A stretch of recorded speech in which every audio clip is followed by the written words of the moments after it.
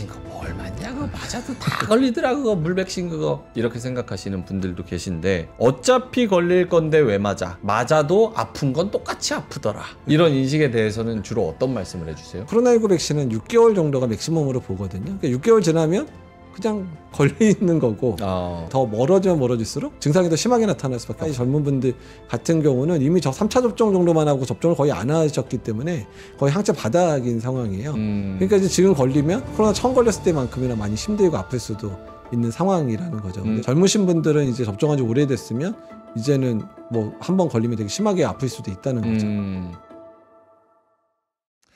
자, 오늘은 코로나 얘기를 해 볼 텐데요. 최근에 이제 인접국에서 코로나 다시 재유행의 조짐이 보이고 있다고 합니다. 오늘 도움 말씀 주실 분 모셨는데요. 한림대 강남성심병원 감염내과 교수님 모셨습니다. 이재갑 교수님 함께하겠습니다. 어서 오세요. 예, 안녕하세요. 예, 정부가 오늘 여름철 코로나19 재확산 가능성에 대비해서 선제적으로 대응에 나서기로 했습니다. 그래서 오늘 회의를 열었는데요. 해외 유행이 확산되면서 이게 국내로 유입되지 않도록 경계심을 늦추지 않겠다, 이렇게 이야기를 했습니다. 의료 현장에서는 코로나 재유행 분위기는 어떻습니까? 아직은 막 그렇게 확 늘어나는 느낌은 아닌데요. 근데 환자가 있기는 있거든요. 사실 어제 저 외래에서 막 열 많이 난다고 힘들다고 한 분 오셨는데 코로나19 검사했더니 양성 나오는 분이 있었어요. 예. 그래서 이제 좀 시작되는 게 아닌가 정도, 우리나라는 그 정도로 보면 될 것 같습니다. 지금 뭐 나오는 데이터로는 아직은 우리나라가 코로나 입원 환자 수가 한 달 동안에 큰 변동 없이 100명대를 계속 유지를 하고 있다. 이 선제적으로 대응하는 게 왜 중요한 겁니까? 정부에서도 이렇게 강조를 하는 이유가? 그러니까 이제 코로나19를 예방할 수 있는 가장 좋은 방법이 백신 접종 있잖아요. 예. 근데 이제 백신 접종을 65세 이상 어르신들하고 시설에 계신 분들한테 4월부터 접종을 하라고 했는데 거의 접종해야 되는지 모르시고 안 맞고 계셨거든요. 그러니까 작년 봄에도 이제 접종을 하면 좋겠다고 얘기를 했는데 6만 명 맞으셨습니다. 근데 기억하시겠지만 작년 여름에 환자 어마어마하게 많이 발생했고, 근데 또 게다가 문제가 팍스로비드가 부족해가지고 약을 이제 처방 못 받는 상황이 한 2주 정도 있었거든요. 그러니까 정부 입장에서는 엄청 트라우마죠. 코로나19 다 끝나갔다 그래서 이제 방심하고 있다가 약 모자른 상황 유발돼가지고, 그래서 그때 당시에 정부 비판이 엄청 올라갔었거든요. 그런 트라우마가 있어서, 그다음에 또 백신 접종을 예상보다 너무 안 맞고 계셔서, 그래서 오늘 이제 중간에 한번 강조해서 백신 접종률도 좀 올리려고 하는 측면들, 또한 정부 차원의 준비를 잘하고 있다라는 걸 한번 이제 작년과는 다르다는 거를 이제 좀 보여주고 싶었던 것 같습니다. 작년에 대한 그런 선제적인 조치, 네. 그리고 두 번째로는 주변의 인접국들이 좀 많이 코로나 환자들이 늘어나면서 그 부분에 대한 경계심, 이런 게 맞습니다. 있는 거군요. 그럼 아직 뭐 엄청 막 경계해야 되고 큰일 났다, 이런 분위기는 전혀 아니군요. 예, 아직은 아닌데요. 다만 백신 접종의 시기라는 게 있잖아요. 그러니까 저희가 워낙에 작년 10월, 11월에 65세 이상 어르신들이 한 45% 넘게 50% 가까이 접종을 했어요. 그래서 한 400만 명에서 500만 명 사이 접종을 했는데, 이제 올 겨울 지나고 이제 백신 효과가 떨어지는 시점이 딱 됐거든요. 한 6개월에서 8개월 지나면 백신 효과가 떨어지니까, 이제 그게 떨어지기 시작하면 본격적으로 유행도 시작될 수 있는 상황이에요. 그러니까 이제 백신 접종을 안 올리면 그냥 눈에 그러니까 보나마나 이제 6월, 7월, 8월에 환자가 증가될 거니까 이제 좀 경각심을 가져야 되는 부분들을 국민한테 좀 홍보를 했다, 이렇게 보시면 될 것 같습니다. 근데 궁금한 게, 이거는 그냥 궁금증 차원에서 원래 이런 전염병 바이러스 이런 거는 겨울이 더 위험하다? 이런 인식이 있는 게 맞나요? 그게 맞긴 맞죠. 그러니까 원래 코로나19도 그렇고요, 인플루엔자도 그렇고 다 겨울에 주로 유행을 하는데, 코로나19가 이제 팬데믹 겪으면서 되게 많이 걸리셨잖아요. 우리나라의 거의 전 국민 80%에서 거의 90% 다 걸렸다고 얘기를 하거든요. 그러니까 이제 걸렸던 면역이 아직까지 어느 정도 유지가 되는 거예요. 그래서 그게 떨어지면 유행하고 안 떨어지면 이제 유행을 안 하고, 이런 패턴인데, 작년 겨울에 한 400에서 500만 명 65세 이상에 접종을 해주면서 떨어지던 면역 올려놨거든요. 그래가지고 겨울에 유행을 오히려 안 하고 면역 올려놓으니까. 근데 봄에 접종을 만약에 지금처럼 안 하고 지난 겨울에 걸리지도 않았고 봄에 만약에 접종을 안 해버리면 오히려 유행하기 힘든 여름에도 유행을 하는 상황이 발생하는데 이상하게 코로나19가 그래서 계속 지금 여름에 작년도 여름이 더 크게 유행했고요. 그래서 그렇군요. 올해도 아마 여름에 유행이 더 커질 거라 생각을 하고 있습니다. 여기 지금 채팅 치는 분들 중에서 저는 주변 사람 다 걸렸었는데 저는 코로나 안 걸렸어요. 참 이상하다. 이렇게 말씀을 하시는데 지금 통계적으로는 90%가 걸렸다고 말씀을 하시잖아요. 예, 항체 검사를 하면 전 국민 90% 걸린 거 나오고요. 근데 그런 분들은 어떤 분들이에요? 나는 안 걸렸는데 왜 90%가 나오지? 내가 10%인가? 이렇게 생각하시는 분들. 그러니까 저희가 이제 어떤 롱코비드 관련 연구를 하고 있는데 네. 이제 한 번도 안 걸린 사람의 피가 필요해서 이제 그런 분들을 모아봤어요. 한 번도 안 걸린 분 다 와오십시오. 네. 하루 한 1,600명 정도를 모았거든요. 네. 근데 그 중에 1,000명 정도가 본인도 모르게 감염이 돼 있었습니다. 그러니까 몸에 항체를 가지고 있었거든요. 그러니까 약하게 지나갔거나 예, 본인은 몰랐거나. 무증상이든 가볍게 지났든 그냥 가벼운 감기겠거니 하고 검사를 안 맡아서 본인은 모르고 지나간 사람이 거의 3분의 2 정도 되는 거거든요. 그래서 항체 검사해 보면 대부분은 나옵니다. 아, 그렇군요. 크루아상님 들으셨죠? 그냥 모르고 지나가신 거일 가능성이 매우 높다고 합니다. 알겠습니다.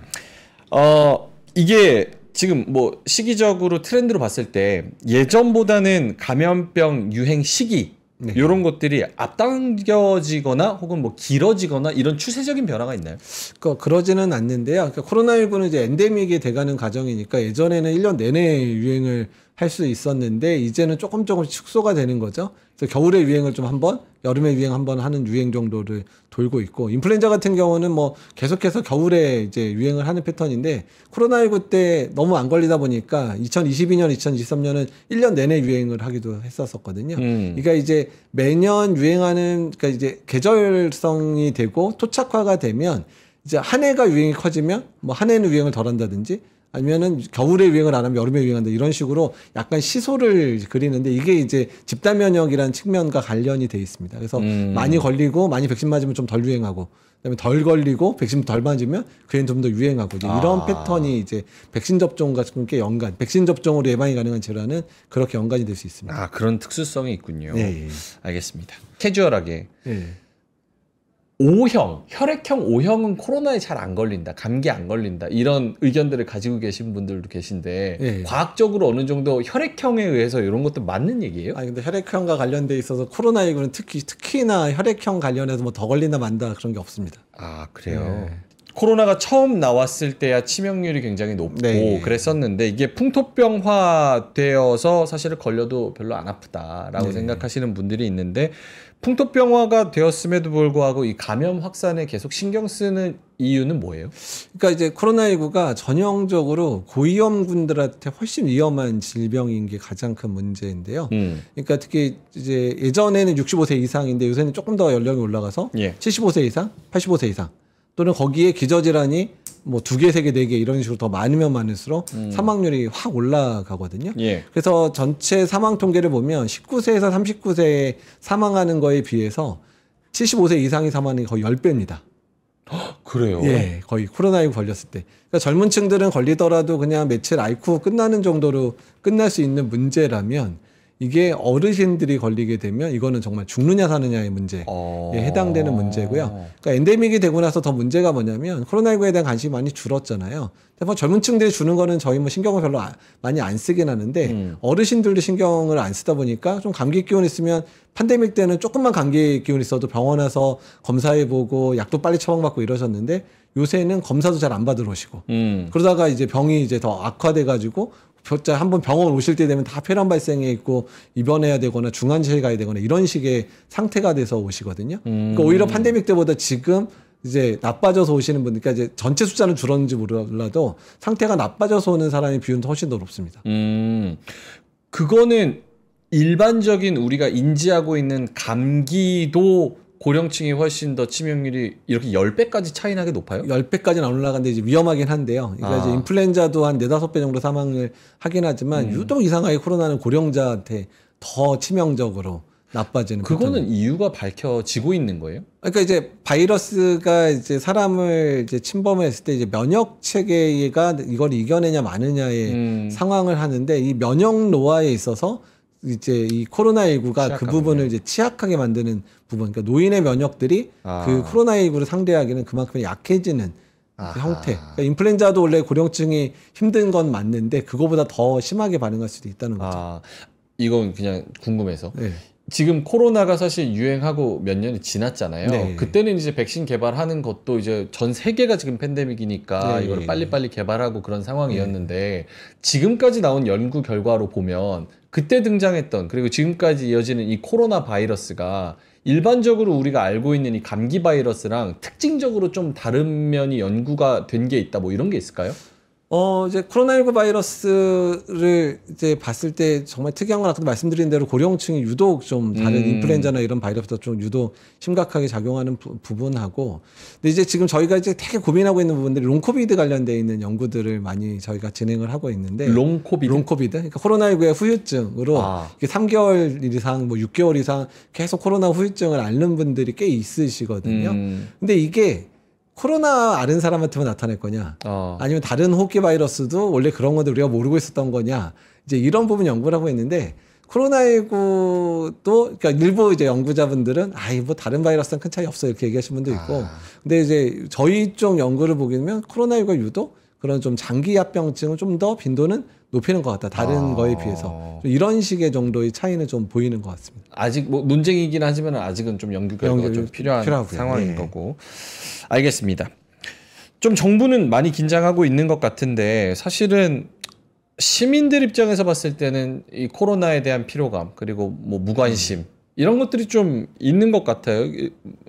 교수님이 느끼시기에 현장에서는 어떻습니까? 젊은 층들은 그다지 이제 정말 심각하게 생각은 안 하는 것 같고요. 코로나19 하면 좀 이제 지겹다는 표정 자체, 뭐 그리고 이제 뭐 걸리더라도 뭐 얼마나 힘들겠어 이제 이렇게 생각을 많이 하시는 것도 같고요. 근데 어르신들도 그러고 계세요. 사실 제일 걱정인 게 그렇거든요. 계속 말씀드리지만 어른들에서 위험도가 높은데 어르신들마저도 뭐 지난번에 걸렸는데 별거 아니야 이렇게 생각을 하시는데, 그때는 괜찮을지 모르지만 이번엔 나빠질 수 있다는 부분들, 그러니까 말씀드린, 그래서 고령층의 분들, 어르신들, 특히 기저질환이 많으신 어르신들 같은 경우는 코로나19에 대해서 제발 좀 별거 아니라는 생각을 안 해주셨으면 좋겠다는 거죠. 그러니까 집에서 특히 이제 할머니 할아버지 같이 모시고 사시는 분들이라거나 아니면은 그런 노년층 분들과 접촉이 잦은 분들, 혹은 그렇지 않더라도 지하철이랑 버스 이런 거 타면서 나이 드신 분들한테 또 옮길 수 있으니까. 맞습니다. 또 배려 차원의 그런 개념도 좀 많이 섞여 있는 거고.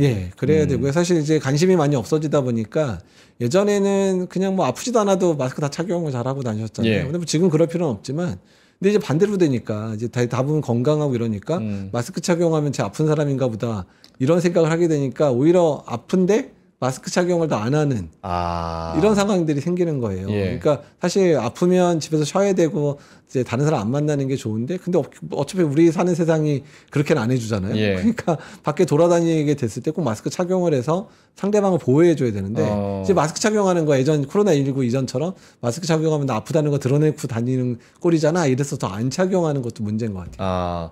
그럼 마스크를 습관적으로 잘 착용하는 거는 건강학적으로는 좋은 거예요? 뭐 이제 이렇게 호흡기 바이러스가 유행하는 상황에서 마스크 잘 착용하고 다니면 당연히 안 걸리는 거에 도움이 반드시 되기는 한데요. 근데 그렇게까지 할 수는 없으니까 적어도 아픈 사람은, 호흡기 증상 있는 사람은 마스크 착용해서 남한테 피해는 제발 주지 마라. 이제 이 부분이 더 중요한 거죠, 지금 세상에서. 알겠습니다.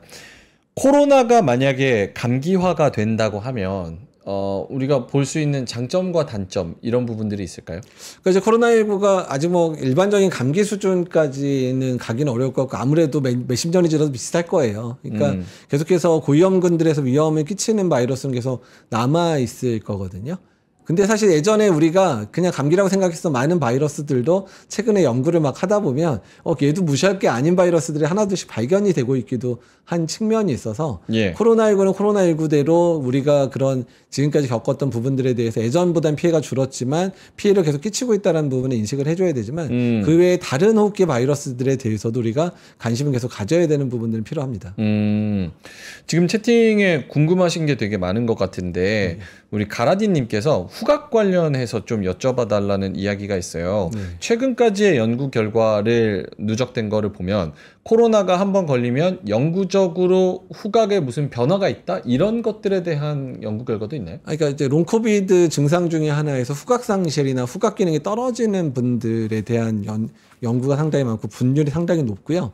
그게 그래요? 롱코비드를 나타내는 아주 전형적인 증상으로 나타나거든요. 채팅에 그런 분들이 있어요, 실제로. 예, 사실 저도 첫 번째 감염됐을 때 후각이 거의 한 달 동안 아예 못 맡았고 입맛 이때 맛도 못 느꼈어요. 맛도 한 2주 넘게 못 맡았는데 저도 사실은 지금도 몸이 피곤하면 냄새를 잘 구분 못 해요, 제가. 그게 이제 후유증이에요? 네, 후유증이 남아있는 거. 저도 지금 이미 처음 걸린 게 2022년이니까 거의 3년이 지났는데도 평상시는 괜찮은데 조금 피곤하거나 잠을 못 자고 이런 좀 이제 뭐 당직 쓰고 다음날 같은 경우에는 냄새 지나갈 때 냄새를 못 맡거든요. 그러니까 이런 식으로 후각 상실도 일부 이제 연구를 보게 되면 뇌에서 후각을 지배하는 신경 부분이 손상이 돼 있는 게 발견돼 있어서 근데 이게 영구적이냐 아니냐는 이제 아직 논란이 있긴 있지만 일부 환자에서는 영구적으로 갈 수도 있겠다는 얘기가 나오고 있어요. 그래요. 예. 그럼 후각에 관련된 이 문제가 아니라 이거를 들이마셔서 뇌로 가서 그 센싱을 하는 그 신경계의 문제가. 예, 신경계 문제가 그러니까 후각 자체의 감각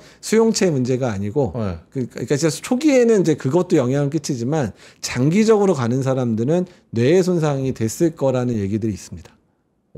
그러면 그게 만약에 사실이라고 한다면 뇌의 다른 부분에 대한 신경에 대한 영향도 생각을 안 할 수는 없네요. 가능성을. 그래서 이제 롱코비드를 연구를 하다 보면 가장 큰 문제로 짚히는 게 인지장애. 그러니까 예전에 비해서 기억력이 떨어진다든지. 저 그런데. 근데 단어가 잘 생각이 안 난다든지 아니면 예전에는 기억을 반드시 했던 알고 있는 길이 낯설어 보이고 귀를 잘 못 찾아간다든지 아니면 말을 하는데 자꾸 사람 이름 단어가 사실 뭐 이제 50대 넘고 뭐 갱년기도 생기는 증상이긴 하지만 어쨌든 그런 부분들에 대한 장애를 호소하시는 분들이 상당히 많고 그래서 그거를 저희가 실제로 저희 연구팀이 연구해서 지금 논문 심사 받고 있는 건데 봤더니 그런 여러 가지 인지장애와 관련돼 있는 뇌 부분이 실제로 심하니까 그런 증상이 심한 분에서는 뇌가 작아져 있더라. 그러니까 확인이 되고 그래서 저희가 이제 장기적으로 얼마나 가는지 연구를 지금 하고 있거든요. 1년 가는지 2년 가는지. 그래서 실제로 인지장애와 관련되니까 이제 후각장애, 인지장애 이런 것처럼 뇌 기능 자체를 떨어뜨리는 형태로 후유증을 남기는 경우도 생각보다 많이 발견이 되고 있어요. 브레인 포그. 네, 브레인 포그. 예. 그게 이제 단순히 일시적으로 감염되고 나서 머리가 무겁다 이런 쪽으로 끝나는 게 아니라 이제 1, 2년 이상 지속되면서 이제 정말 이렇게 막 되게 빠릿빠릿하고 잘하던 사람이 뭔가 물어봐도 약간 좀 멍해 보이고 이런 상황을 연출하는 게 실제로 코로나의 영향일 수도 있겠다. 그러면 우리가 얼마나 대비가 잘 되어 있는가 요 부분을 한번 짚어보겠습니다. 통계적으로 봤을 때 오늘 속보로 65세 이상이면 백신을 권고한다 라는 그런 보도도 있었는데 현재 통계적으로 백신 접종률은 어떻습니까? 지금 봄 접종은 카운터를 할 수 없을 정도 발표 자료도 없거든요. 몇 명 맞았는지 보고가 없어요. 그러니까 그만큼 거의 맞지 않은 상황이거든요. 그러니까 아까 말씀드린 대로 작년에도 봄에 접종하라고 권고했는데 6만 명 맞았으니까. 그러니까 거의 안 맞고 있다고 봐야 되는. 모르겠어요. 오늘 이제 저희도 계속 정부가 맞으라고 얘기를 해놨는데 아무도 홍보를 안 해서 아무도 몰랐는데 오늘 좀 뉴스가 좀 됐잖아요. 그래서 좀 홍보가 돼서 접종을 하지 않을까 생각을 하고 있는데 그래봐야 지금 남아있는 도즈가 58만 도즈인가? 그밖에 안 남아있어요. 작년에 맞고 남은 거로 접종을 하는데 작년에 한 4월 400만 넘게 맞았거든요. 작년에 500만 명 거 들어왔으니까. 그래가지고 지금 한 50 몇만 명밖에 없으니까 사실 원래 접종 대상자들이 다 맞는다고 하면 부족한 숫자밖에 없어요. 아니 정부에서는 그러면 선제적으로 대응을 한다고 얘기는 하는데 그렇게 재고분도 조금 부족한 걸로 나타나면 이게 뭐예요? 그러니까 사실 이렇게 되면 말할 게 되게 길어지긴 하는데 좀 이거 좀 예민한 부분이군요. 예, 좀 열받는 얘기기는 한데 그러니까 기재부에서 그 백신 예산을 잡아주는데 재작년에 그 가을 접종이 한 400만 정도 맞았는데 그 당시 한 700만 명분을 준비를 했었어요. 근데 이제 400만 명 맞고 그다음에 그 봄 접종 6만 명 맞으니까 한 250만 도즈인가 이게 이제 못 맞고 버려지게 된 상황이 됐죠. 그러니까 이제 많이 맞지도 않는데 뭘 예산을 해 그러면서 작년에 예산을 500만 명분만 이제 200만 명 줄였어요. 그래요. 예. 그래가지고 어쩔 수 없이 500만 분을 샀는데 이제 봄 접종하는 게 작년부터 루틴이 됐으니까 봄 접종까지 고려하면 전년도처럼 700만 도즈를 사겠다고 질병관리청이 요청을 했는데 200만 도즈 깎은 거거든요. 그러니까 그러다 보니까 작년에 접종률이 재작년보다 올라가지고 한 50% 맞다 보니까 그래서 한 400만 명 조금 넘게 더 맞았어요. 그러면 이제 남는 게 적어졌죠. 그러니까 지금 솔직히 말씀드리면 갑자기 오늘 막 광고 홍보를 열심히 했는데 접종자들 막 대거로 몰려와가지고 접종하는 상황 되면 백신 모자랄 수도 있는 상황이에요. 그렇네요. 예. 그거는 만약에 긴급하게 지금 뭐 홍콩하고 중국하고 등등에서는 난리잖아요. 그래서 뭐 지금 대만은 이제 접종 막 하루에 15,000명 이상씩 접종도 하고 막 이러고 있거든요. 네. 좀 보면은 홍콩, 중국, 태국 등 인접한 일부 국가에서 확진자가 좀 급증을 하고 있다 이런 얘기를 좀 하고 있고 홍콩 예. 같은 경우 11일에서 17일 그러니까 지지난주겠네요. 코로나19 확진자가 977명. 그러니까 지난 여름이랑 비교를 해봤을 때 정점이 796명이었는데 거의 와버렸으니까 넘어섰으니까. 네. 그래서 이거는 더 어떻게 확산이 될지 모른다라고 해외에서는 지금 그러고 있고 네. 거기서 또 왔다 갔다 많이 하잖아요. 그렇죠. 지금 특히 홍콩은 뭐 관광도 하고 쇼핑 때문에도 뭐 그쵸. 자주 다니시니까. 휴가 오시는 분들도 네. 계시고 그럼 갑자기 난리 나가지고 백신을 맞춰야 된다 이러면서 난리를 치면 백신의 재고분은 갑자기 어떻게 구해올 수는 있습니까? 뭐 당장에 구하기는 어렵겠지만 또 난리 나면 이제 다른 나라처럼 이제 재고 이제 버리려고 하는 나라들한테 좀 받아올 수 있겠지만 당장이 쉬운 거는 아니에요. 알겠습니다. 그런 부분에 대한 현실적인 좀 고충도 있으시네요. 요거는 이제 대중의 인식을 좀 대표해서 여쭤보겠습니다. 제 주변에도 이런 분들 뭐 많아요. 백신 그거 뭘 맞냐? 그거 맞아도 다 걸리더라. 그거 물백신 그거. 이렇게 생각하시는 분들도 계신데 어차피 걸릴 건데 왜 맞아? 맞아도 아픈 건 똑같이 아프더라. 이런 인식에 대해서는 주로 어떤 말씀을 해주세요? 이제 백신 접종의 효과가 언제까지 가느냐가 이제 문제인데요. 지금 이제 코로나19 백신은 6개월 정도가 맥시멈으로 보거든요. 그러니까 6개월 지나면 그냥 걸리는 거고.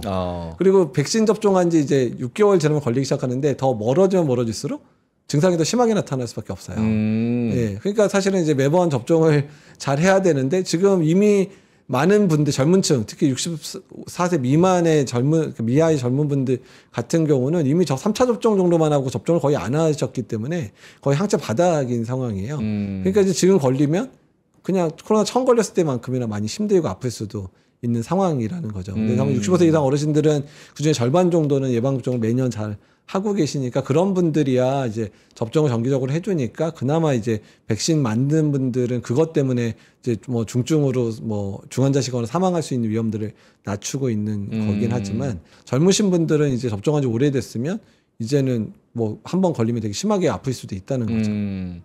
학자시니까 조금 구체적으로 말씀을 해주시면 좋을 것 같아요. 그러니까 6개월 정도가 이제 백신의 효능의 유효기간이라고 말씀을 하신다고 하면 사실 나이 드신 분들은 그렇잖아요. 이거를 주사를 계속 반년마다 한 번씩 또 맞는 것도 사실상 되게 힘들고 피곤한 일이고. 그러긴 하죠. 그리고 젊은 분들이어도 이 백신이 뭔 줄 알고 이게 나한테 이거를 계속 항체나 무언가를 주사로 투입한다에 영구적으로 투입한다에 대한 불안감? 뭐 이런 것도 있으신 분들도 계시고. 그랬을 때 이게 맞은 거 안 맞은 거랑 확연하게 차이가 뭐가 납니까? 그러니까 일단 이제 코로나19 백신 접종을 했었을 때 특히 고령층 65세 이상만의 데이터를 보게 되면 사망 예방 효과가 한 80% 정도 됩니다. 맞은 사람이 코로나 걸렸을 때 죽는 사람이 만약에 한두 명이면 코로나19 백신 안 맞고 걸린 사람은 10명 이상이 죽는다는 얘기거든요.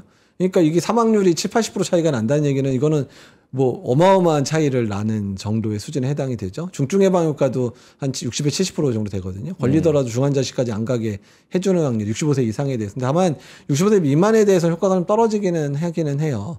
근데 그거는 이제 그만큼 젊으니까 효과가 덜 안 나타나는 부분이고요. 반대로 이제 백신보다 코로나 치료제가 효능이 굉장히 좋다. 잘 작동을 한다. 라고 한다면 백신의 필요성은 좀 줄어들 것 같은데. 그렇게 생각하시면 안 돼요. 왜요? 왜냐면 백신은 안 걸리게까지 하는 거잖아요. 그렇죠. 그러니까 안 걸리게까지 하는 거니까 걸렸는데 치료하는 거랑 또 치료하는 것보다는 안 걸리는 게 더 중요한 거죠. 그래서 백신이 더 우선이에요. 언제나 그렇지만 예방접종이 있는 감염병은 백신이 제일 우선이에요. 그리고 그럼에도 불구하고 백신의 효과가 100%가 아니니까 감염되면 그때 치료제로 더 사망률을 낮추고, 예. 그리고 혹시라도 백신을 못 맞는 분들도 있잖아요. 뭐 여러 가지 뭐 알레르기가 있거나 이런 분들은 치료제로 이제 도움을 받는 거죠. 그러니까 백신도 맞고 치료제까지 쓰게 되면 그 사람 죽을 확률은 거의 없어요. 예. 근데 백신도 안 맞았는데 치료를 하게 되면 치료만 했는데 막상 치료 효과가 잘 안 나타나지 본인이 또 지금 가장 큰 문제가 아까도 말씀드렸지만 코로나19에 관심이 없으니까 이미 다 진행돼서 와버리시면 약을 써도 효과도 별로 없어요. 예. 그러니까 백신이 언제나 우선이에요. 백신이 일단 1차적이군요. 1차적 가장 중요해요.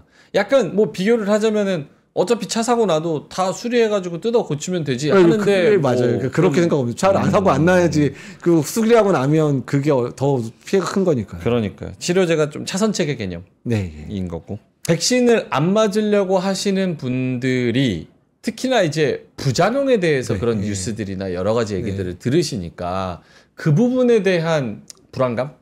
이런 게 좀 있는 것 같아요. 지금까지 코로나 연구로 이 백신에 대해서 연구를 했을 때 부작용에 대한 그 의견, 연구 결과는 어떻습니까? 그러니까 이제 이미 증명된 이상 반응들은 있어요. 그러니까 특히 젊은 층들에서 mRNA 백신 맞게 되면 심근염이 발생하는 빈도 올라간다. 이런 부분들은 이미 알려져 있는 이상 반응이기 때문에 사실 백신 접종은 그런 반응이 이제 생기게 되는 거에 대해서 이미 예측을 하고 있으니까 의료진한테 빨리 말씀하시면 그게 치명적으로 가는 것들에 대해서 분명히 치료할 수 있는 방법들도 강구할 수 있고 혹시라도 정말 큰 피해를 보게 되면 정부 차원에서 보상도 지금 하고 있거든요. 그 부분에 대해서는. 그러니까 어쨌든 그런 부분들인데 다만 이상 반응이 다른 백신들에 비해서 뭐 너무 많은 백신인 거냐 아니면 이상 반응이 뭐 너무 이제 개발하는데 작게 개발해가지고 증명이 안 된 백신을 맞고 있는 게 아니냐라고 생각을 하면 이미 뭐 그거는 2020년에 처음 맞을 때는 그런 얘기를 해도 뭐 맞을지 모르지만 지금은 이미 2025년까지고 코로나19 백신을 우리나라 사람들이 맞은 횟수가 2억 회가 넘어요. 근데 우리나라가 인플루엔자 백신 연간에 맞는 횟수가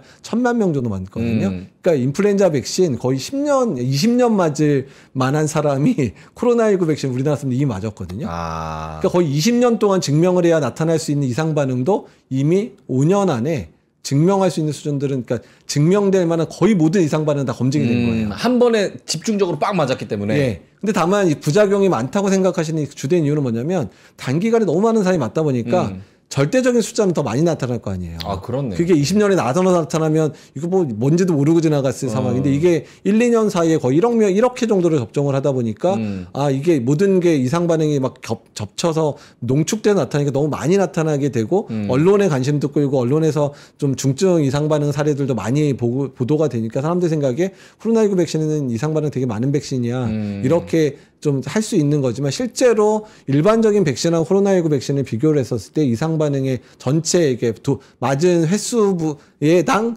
발생하는 횟수를 보게 되면 오히려 다른 백신보다 이상 반응의 전체적인 발생률이 더 낮다고 돼 있어요. 그러면 그거는 어때요? 횟수는 다른 백신이랑 비슷하다고 치지만 부작용에 대한 크리티컬함은 또 다를 수 있잖아요. 근데 이제 보통 모든 백신들이 크리티컬한 이상 반응 수준이 있기는 있지만, 그러니까 아주 심각한 이상 반응의 숫자가 있긴 있지만, 그거의 빈도도 생각보다는 높지 않다는 거예요. 왜냐하면 접종 빈도가 2억 회를 맞았는데, 뭐 심근염으로 발생해 사망한 사람이 뭐 몇 명 이렇게 나온다 그러면 2억 명 중에 2~3명 정도인데 보통 저희가 백신에서 이 정도는 감당하기 어렵다고 하는 게 10만 명당 뭐 10명 이상 뭐 이 정도 수준이건데 2억 명에 한두 명 이렇게 된다 그러면 사실은 그 정도의 이상 반응은 이제 어떻든 저희가 최대한 그런 일이 발생하지 않게 노력은 해야 되긴 하지만 심각한 수준의 이상 반응이 많이 발생하는 건 아니라는 거죠. 알겠습니다. 뭐 코로나19 얘기에서 조금 더 큰 틀에서 감염병에 대한 이야기를 좀 해주셨으면 좋겠습니다. 감염병이라는 건 사실 우리가 뭐 코로나19 때 엄청난 팬데믹을 겪었지만 이전에도 역사를 거슬러 올라가 보면 몇십 년마다 몇백 년마다 엄청 큰 뭐 흑사병도 그렇고 맞습니다. 많은 감염병들이 있잖아요. 이 감염병의 완벽한 방역이다라는 거는 있을 수가 없는 겁니까? 그렇죠. 그러니까 완벽할 수는 없지만 준비를 잘하면 잘할수록 피해는 줄일 수 있다 정도로 보시는 게 맞는 건데요. 그러니까 예전에 이제 백신이라는 것도 없고 치료제라는 것도 없었던 시절에도 팬데믹은 있었거든요. 말씀하신 패스트 한참 유행할 때 이건 이제 GA에서 발생한 세균성 질환인데 항생제만 있으면 끝나는 치료할 수 있는 병인데도 불구하고 이게 15세기, 16세기, 18세기 이럴 때 유행할 때 항생제라는 게 없었거든요. 그 와중에도 버텨가지고 어떤 인류가 살아남은 거기에는 하잖아요. 근데 지금은 백신도 있고 치료제도 만들 수 있고 게다가 여러 가지 뭐 IT 기술이나 이런 것들을 동원해서 사람들의 접촉이나 이런 빈도라든지 이런 것들도 다 모니터할 수 있는 방법들까지 나와서 방역에 의한 방법도 뭐 거리두기라든지 뭐 마스크 착용의 유용성이라든지 이런 부분들이 다 과학적으로 어느 정도 증명이 돼서 가지고 있는 툴이 많아졌거든요. 네. 그렇다 그러면 새로운 팬데믹이 발생하기 전에 우리가 얼마나 그런 부분들을 효과적으로 사용할 수 있게 준비를 잘하고 있다면 그만큼이나 감염병을 대비할 수 있는 특히 그거에 의한 피해를 최소화할 수 있는 방법들은 있다는 거죠. 다만 사람들이라는 게 이 눈앞에 일이 터지면 막 대응하고 막 하지만 아직 발생하지 않은 미지의 감염병, 미지의 상황에 대해서 대비하는 건 실제로 코로나19 팬데믹을 겪었음에도 불구하고 미래의 팬데믹 대비하려는 그런 노력들은 당연히 뭐 발생도 안 했는데 그게 뭐가 생길지도 모르는데 뭘 준비해. 이런 부분들이 실제로 피해를 키우는 가장 주된 이유기는 합니다. 근데 이게 되게 아이러니한 것 같아요. AI와 기술의 발전을 통해서 우리가 더 잘 예방하고 잘 막을 수 있다라고 또 그런 이야기도 있지만 반대로 또 주장하는 분들은 오히려 그러면서 더 수도권의 인구도 많이 몰리고 이동수단 같은 것도 더 발달하고 하면서 많은 접촉과 또 그런 것들이 열리면서 오히려 감염의 그 가능성, 경로 이런 것들이 더 확률이 올라간다라고 또 보시는 분들도 계시니까. 맞습니다. 이제 그런 거의 대표적인 부분들이요. 사스 아시죠? 사스. 2002년 3년도에 사스의 전파력이 코로나19 전파력과 비슷했어요. 근데 치명률은 좀 더 높았죠. 치명률이 거의 10% 정도 됐거든요. 근데 그때 사스 전파력 비슷한 상황인데 사스가 유행을 했었을 때 그 당시 2002년 3년이니까 지금의 이동량에 비해서 뭐 한 10분의 1 정도, 아니 5분의 1 정도밖에 안 됐을 건데 그때 유행했던 국가들 중국, 싱가포르, 그다음에 뭐 그나마 캐나다 일부 이런 식으로 중국 주변 국가에서 유행하는 수준 정도의 일부 유탄을 맞으면 일부 뭐 캐나다 이 정도였거든요. 근데 비슷한 전파력을 가진 코로나19가 우한에서 시작돼가지고 전 세계로 퍼지는데 몇 개월 안 걸렸거든요. 그만큼이나 말씀하신 대로 우리 세상사가 너무 다양해지고 그다음에 교류도 많아지는 상황이 팬데믹이나 이런 것들을 훨씬 더 키울 수밖에 없는 걸 맞긴 맞아요. 지금 채팅에서는 가장 좋은 건 자연 면역이다. 이런 말씀들을 하시는데 그렇게 생각하는 거는 옛날 얘기인 거죠. 아, 그래요? 예, 왜냐하면 그러니까 예전에 백신 기술이 없었을 때는 정말 자연 면역 같은 면역을 밖에 방법이 없으니까 정말 살아있는 바이러스를 키워서 병독성만 없애가지고 그냥 주사를 맞춰가지고 면역을 얻게. 그게 이제 생백신이에요. 아직도 MMR 이런 홍역 이런 건 그런 백신 접종을 해요. 근데 이제 그런 거를 접종을 하게 되면 면역이 떨어진 사람은 그 바이러스가 백신에 들은 바이러스 내 몸에 자라니까 못 맞는 상황이 발생하죠. 근데 최근에 백신 기술이 많이 발달을 오히려 그런 바이러스에 걸린 것, 실제로 감염된 것보다도 면역 효과가 훨씬 좋은 백신들이 나오고 있거든요. 그러니까 코로나19 백신도 마찬가지예요. 실제로 감염돼서 내가 예방하는 효과하고 그 다음에 백신으로 한 예방하고 거의 유사한 수준 정도까지 올려놨거든요. 심지어 다른 세균이나 바이러스는 내가 실제로 자연 감염되고 나면 재감염이 되는데 백신을 맞으면 재감염 안 시키는 그런 백신들도 나오고 있거든요. 그러니까 이제 그런 수준이라서 이제는 자연 감염이 가장 좋다? 근데 또 거기다 하나 또 어폐가 있는 거는 아니 자연 감염 돼가지고 죽어버리면 무슨 의미가 있어요. 자연 감염 됐는데 이게 심각한 합병증을 유발하는 병이어서 자연 감염이 돼버렸다. 그래가지고 내가 죽어버리면 무슨 상황이 되는 거예요. 그러니까 당연히 자연 감염이 그러니까 그냥 자연 감염이 괜찮다고 할 수 있는 병이라면 아예 안 죽는 병. 아예 안 죽고 치명률이 높지 않고 합병증도 별 유발 안 되는 감염이면 사실 그런 감염병은 백신을 만들 이유도 별로 없죠. 다만 백신을 만들어서 하는 이유는 그 자연 감염됐는데 그중에 고위험군들이나 그거에 취약한 사람들이 죽기도 하고 중증이 되고 이런 것들에 대한 거를 하는 거니까 그러니까 자연 감염이 괜찮다고 하시는 거는 이제는 지금의 백신 면역이라든지 여러 면역학적인 부분에 있어서는 이제는 언급하면 안 되는 얘기. 심지어는 아주 모럴해저드나 아니면 비윤리적인 상황이 될 수도 있다는 걸 얘기하는 거예요. 되게 좋은 포인트인 것 같아요. 그러니까 자연 감염이 돼서 괜찮을 정도의 치명률이면 이 제약 회사, 바이오 회사들도 사실은 이거를 만들어서 수지타산이 안 남는 그런 거죠. 건데 개발을 돈을 들여서 할 필요가 없는 것처럼. 알겠습니다. 자, 그러면은 요거 코로나가 지금 완전 팬데믹 정점을 찍을 때에 대비해서 지금은 많이 좀 관심도가 줄어들었잖아요. 그동안에 우리가 잊고 지내는 동안에 이 코로나 바이러스는 그때랑 달리 어떤 변이가 좀 진행돼 왔어요? 그러니까 이제 변이가 막 계속 흘러 지금 이제 지나서 저희가 이제 뭐 BA 1, 2, 3, 4, 5 뭐 이런 얘기 들었던데 지금 BA2 계열이 지금 주류를 잡았어요. 주류를 잡아가지고 BA2가 JN1을 낳았고 JN1이 쭉 내려와서 현재 유행하고 있는, 그러니까 작년에 유행했던 KP3 났고 KP3에서 지금 이제 28.6, 8.1 이래가지고 지금 유행하는 것까지 내려왔거든요. 그래서 지금은 BA2 계열이 계속해서 주도권을 쥐고 있으면서 그 중에 JN1 계열이 살아남아서 쭉 이제 그 중손자까지 내려온 상황이다 정도로 생각하시면 됩니다. 하나도 못 알아들었어요. 예. 어쨌든 간에 계보가 있는데 초기에 우한에서 나오는 경우에 있어서 쭉 가다가 오미크론이 살아남았고 그 오미크론이 지금의 유행을 계속 선도하는 이제 거의 원조 바이러스가 된 상황이 됐고 그 오미크론 밑으로 BA2 그다음에 JN1 이런 식으로 계속 이제 손자를 치면서 이제 내려가고 있다라고 보시면 되는데 어쨌든 지금은 예전보다는 훨씬 더 다른 완전히 새로운 오미크론 이후에는 오미크론을 넘어서는 아주 새로운 아주 극강 변이는 아직까지 안 나오고 일어나고 있다. 그냥 그 손자들끼리 지금 그냥 서로 경쟁하는 수준 정도로 가고 있다.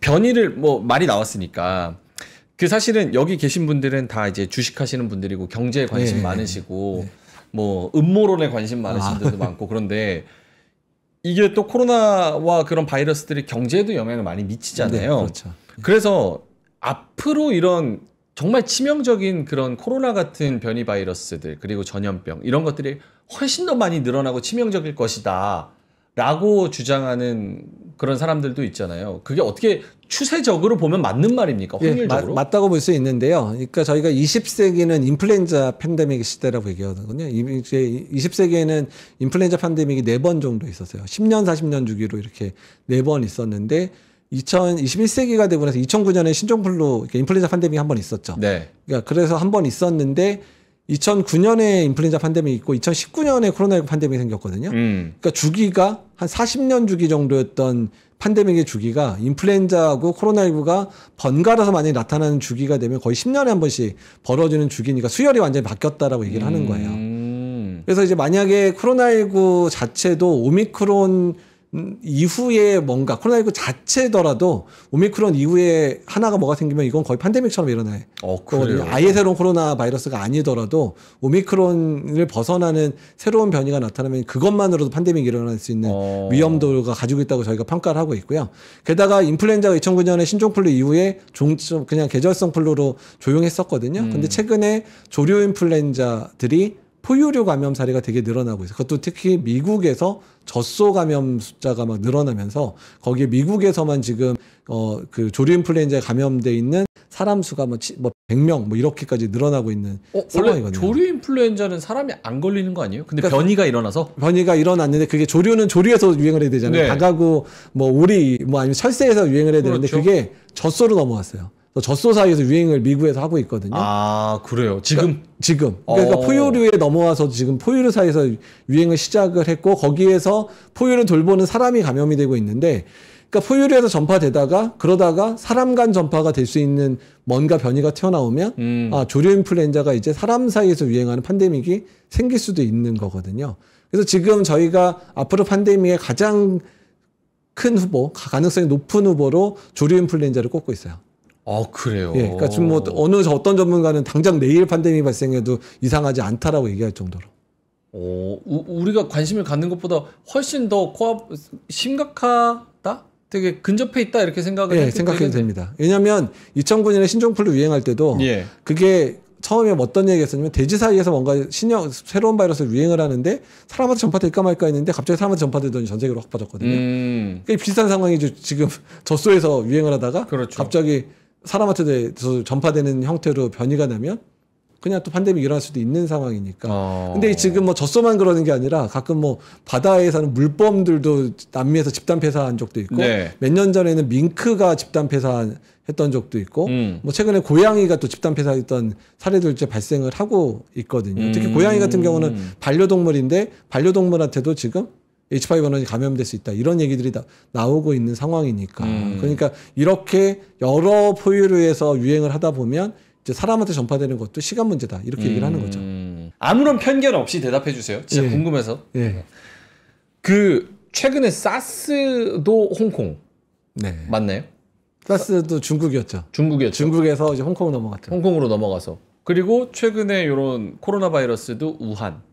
요런 최근에 있었던 요런 전염병들이 주로 중국에서 발현돼서 이제 다른 나라로 퍼지는 경향이 많은 게 사실 팩트적으로 사실입니까? 아니면 우리가 그런 걸 인접 국가에서 많이 겪고 그렇기 때문에 그렇게 느끼는 겁니까?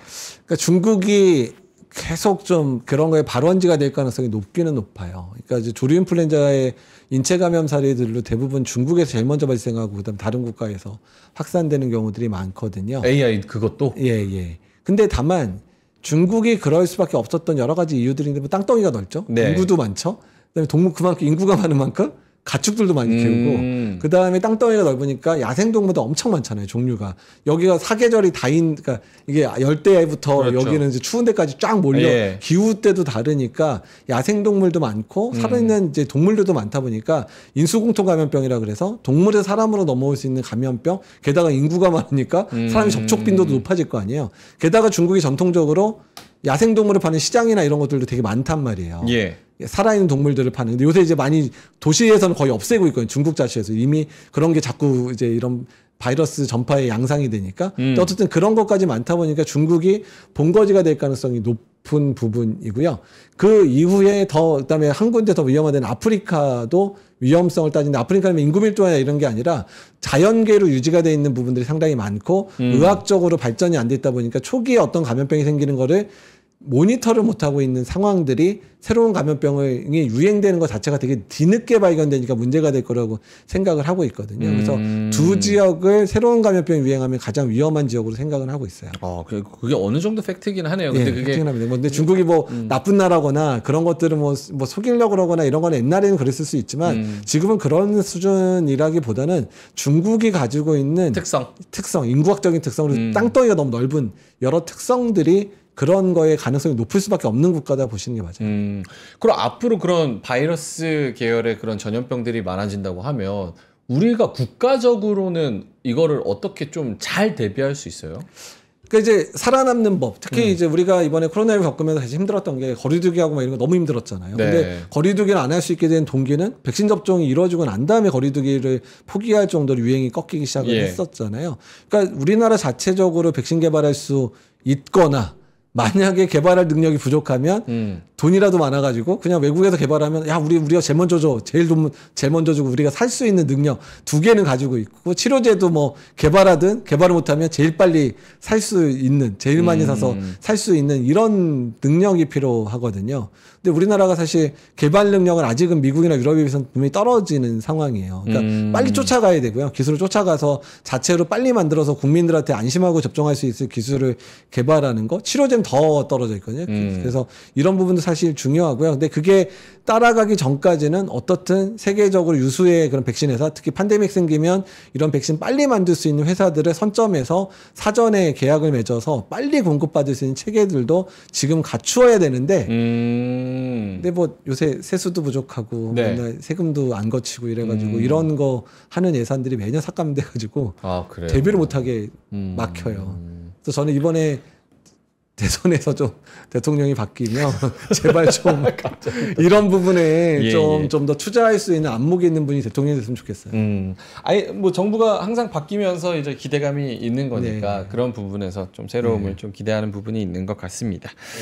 사실 저희 이 주식 시장에도 정말 많은 꿈과 희망을 주는 제약바이오 기업들이 엄청 많잖아요. 그렇죠. 교수님은 많이 알고 계시니까 사실 거기에 대한 정보의 뭐 접근성이라기보다는 지식 측면에서는 야, 이 제약바이오 이거 무조건 10배 가는 건데 이거 이런 생각도 해본 적 있으세요? 해본 적도 있고 이미 남한테는 나는 이제 이해관계가 있으니까 못 예. 산다. 왜냐면 뭐 임상시험 돼야 되고 진짜 환자 진료하고 있는데 제가 그런 거 사가지고 있으면은 안 안 되니까 되죠. 저는 안 사기는 하는데 코로나19 때는 사실 너무 보였어요. 이 회사 분명히 뜰 거다. 이 회사는 주식 당연히 언제쯤 백신이 개발이 될 거고 성공할 거고 임상시험 결과 나올 거고 이런 거 저는 웬만큼 다 아니까. 아시니까. 근데 또 그걸 또 어디다 대놓고 얘기를 하면 그렇죠. 안 되니까. 그래서 근데 아무한테도 얘기 안 해줬어요. 와. 도덕적, 윤리적 신념도 대단하십니다. 지금도 약간 그런 것들이 좀 뭐 해외 기업이나 요런 데서도 좀 보이시는 건 있어요? 있긴 있어요? 그렇죠. 왜냐하면 이제 팬데믹을 일으키는 이제 백신을 준비하는 대 같은 경우는 다시 팬데믹 일어나면 대박이 날 거지만 그렇지만 그거 외에도 지금 감염병 중에서 되게 문제가 되고 있는 감염병에 대한 백신 개발을 하고 있고 이미 개발한 회사들도 꽤 있어서 그런 회사들 전망 좋은 회사들은 있거든요. 뭐 그다음에 이제 그런 것들을 이제 벤처 기업이나 이제 연구하는 기업 중에서도 지금 저 회사는 지금은 뭐 지금 작업을 보잘것 없지만 상황이 발생하면 확 클 만한 회사 이런 데는 아닌 데는 있죠. 국내 기업에서. 국내 기업도 그렇고. 예. 그래요. 바두기님이 말씀해 주셨는데요. 명민준 묻고 싶은 게 그래서 뭐 사야 돼요? 저 그런 사람 아닙니다. 여러분. 예, 제가 다른 프로그램에서 활발하게 오늘 예, 알겠습니다. 의사로서 그리고 학자로서 보시는 분들한테 어떤 말씀을 드리면은 좀 도움이 될 수 있을까요? 그러니까 일단 이제 백신 접종이 필요하고 가능하신 분들은 접종을 해라. 왜냐면 65세 이상만 무료고 65세 미만은 10만 원 넘거든요, 백신값이. 그러니까 어차피 거의 안 맞으실 거라 65세 이상 어르신들 백신 접종 지금 늦지 않았으니까 특히 시설에 계신 분들에 대한 백신 접종 반드시 해주셔야 돼요. 그러니까 요양원, 장애인 시설 뭐 이런데 시설에 계신 분들은 예방 접종을 꼭 해주셔야 집단 발병하면 진짜 고생하시는 상황 발생할 수도 있으니까. 그리고 그다음에 이제 유행이 시작된다 그러면 증상 있으면 바로바로 검사 받으시다. 그래서 특히 60세 이상 어르신들 팍스로비드 이제 5만 원이면 보험 적용받아 받을 수 있으시거든요. 예. 빨리 처방 받으시면 팍스로비드도 정말 한 5일 이내에 특히 한 5일 특히 2일 이내에 이렇게 잘 드시면 효과가 사망 예방 80, 중증 예방 60이래요. 그러니까 그냥 의심되면 특히 유행 상황이 벌어졌다고 했을 때 의심되면 빨리 가서 검사 받고 빨리 약 처방 받으시라. 이거. 그리고 유증상, 증상 있으신 분들 남한테 피해 주면 안 되니까 집에 푹 쉬든지 마스크 쓰시든지 이 두 가지는 꼭 해달라. 대표적인 증상 몇 개만 말씀해 주시면은 훨씬 더 도움이 될 것 같은데. 호흡기 감염이니까 기침하고 뭐 목 아프고 그다음에 목이 좀 잘 쉬기도 해요. 그리고 열나고 이런 느낌이 있으면 이거는 이제 특히 유행이 시작되게 되면 정부에서 계속해서 공고하잖아요. 지금 유행이 커지고 있다 얘기하면 그때는 이제 그런 증상이 있으면 바로바로 이제 병원을 바로바로 가셔서 검사 받으시는 얘기죠. 알겠습니다. 뭐 백신이나 이런 거를 맞기는 좀 부담스럽고 그래도 내가 조심을 하고 싶다라는 분들이 계실 수 있으니까 생활 방역의 수칙 뭐 마스크나 손 씻기 이런 거를 다시 한번 좀 강조를 해주시면 좋을 것 같아요. 예, 기본적으로 손 씻기 잘하는 건 매우 중요합니다. 특히 코로나19 이후에 손 씻는 거에 대한 중요성을 많이 깨달으셨는데요. 손 잘 씻으셔야 되는 부분들, 그 다음에 피곤하면 안 되죠. 그다음에 또 잘 드셔야 되고, 그러니까 영양 섭취 잘하고, 물 많이 드시고, 또한 그런 부분 잘 해주셔야 되고, 그다음에 계속 강조하지만 증상 있으면 마스크 반드시 써라. 반드시. 푹 쉬어라. 예, 이 부분 그거 잘 지켜주면 좋겠습니다. 마스크는 KF 무조건 써야 되나요? 아니면은? 뭐 지금 뭐 어떤 마스크든 뭐 쓰는 게 낫죠. 근데 어쨌든 KF80 이상 쓰는 게 제일 좋긴 좋은데 어떻든 간에 쓰는 게 좋다. 알겠습니다. 자, 오늘 우리 이재갑 교수님이랑 코로나 확산세에 대한 현재 상황 진단 그리고 해외 상황 그리고 우리 정부가 얼마나 대비가 되어 있는지 감염병의 특성은 무엇인지에 대해서 아주 잘 말씀을 해 주셨습니다. 궁금한 거 있으시면 또 댓글로 달아주시면 나중에 저희가 또 뵀을 때도 또 질문을 드리고 그렇게 하도록 하겠습니다. 한림대 강남성심병원 감염내과 이재갑 교수님이었고요. 저도 같이 좀 퇴근길 라이브 인사를 좀 드리도록 하겠습니다. 주말 잘 보내시고요. 여러분도 행복한 저녁 되시면 좋을 것 같습니다. 이재갑 교수님과 여기서 인사드리겠습니다. 고맙습니다. 네, 감사합니다.